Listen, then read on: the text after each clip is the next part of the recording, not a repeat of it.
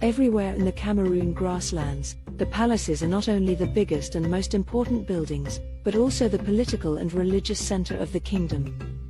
One part of the palace in Orku, it consists of more than 50 houses, belongs to the king, another to his wives.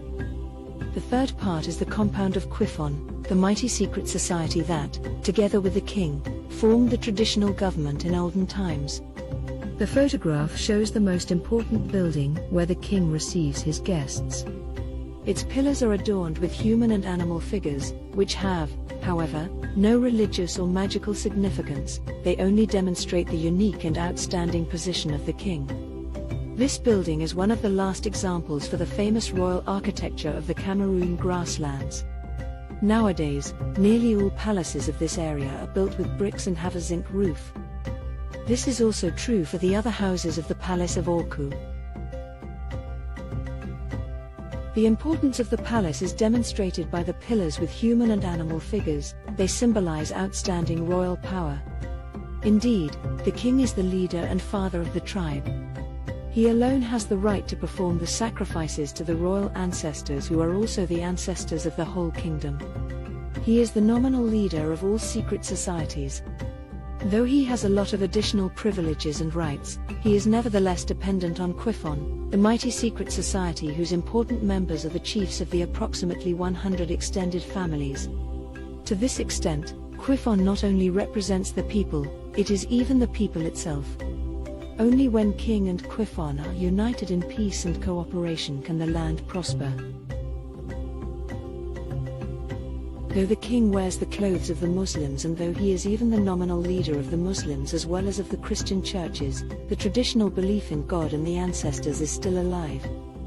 The same is true for the old royal symbols, for example, the skin of a leopard and ivory tusks.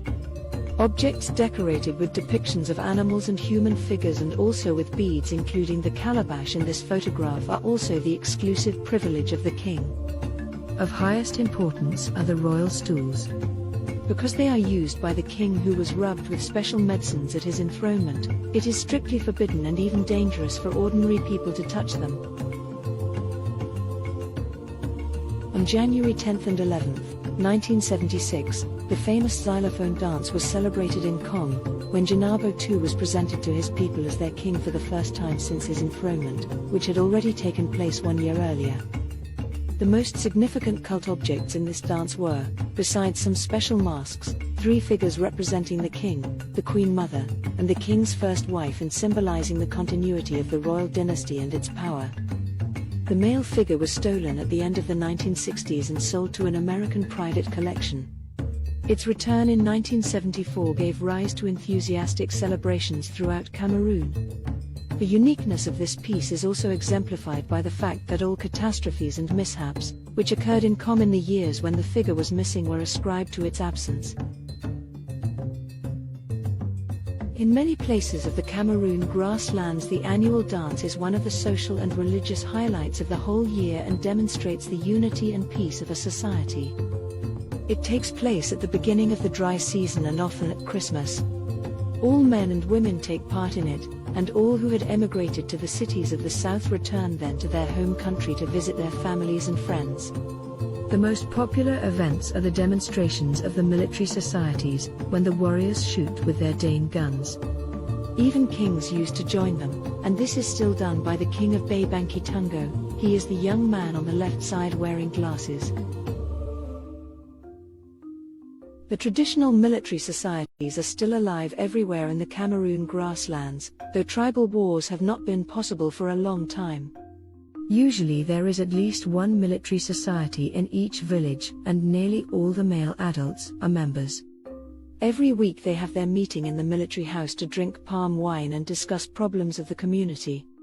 Instead of carrying on wars, the military societies are now responsible above all for community work, for example, building public houses, roads and bridges.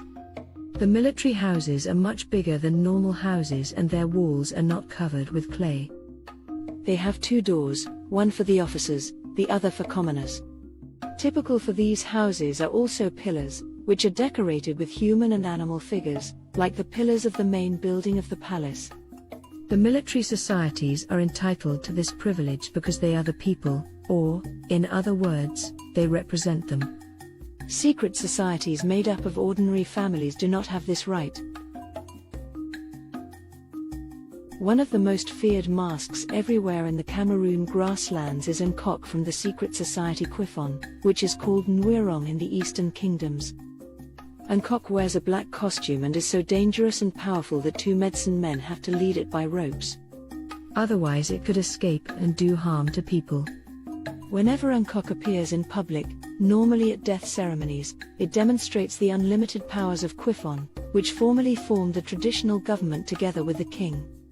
Kibaranko, the special name for Nkok in Biam, was so powerful that the king of Orku hesitated to allow his appearance. The mask Mbu from Quiffon is one of the most famous masks in the Cameroon grasslands. As Quiffon is the secret society, which formed the traditional government together with the king, its masks are highly respected and well known. Mbu is its running juju. It buries the dead members of Quiffon and appears rather often in public. In the past Mbu used to execute criminals, above all witches. In all kingdoms of the grasslands, Mbu wears a headpiece in the form of a human head. Its dress is also characteristic, it is made of feathers. Nokangs are the most basic and important property of all Quiffon societies and are therefore well known everywhere in the Cameroon grasslands. Nokangs are not real masks, the faces of the Quiffon members are only hidden by clay. On the body, they wear leaves, plants, furs, leathers and everything that is possible. Nokangs appear in great numbers, 30 and more, at death ceremonies, and then walk in a procession around the dancing field. Nowadays, Nokangs behave as fools and beggars who have the right to make fun of everybody and everything. In the past, however, they were spies and tried to find out what the enemies were planning. To the Nokangs belong 8 human figures, which are only shown at the death ceremony for a king. Otherwise, they use only 2 of them, they play with them. Nevertheless, they are among the most important objects of Quiffon. Masks are the most important and also most popular phenomena in the Cameroon grasslands.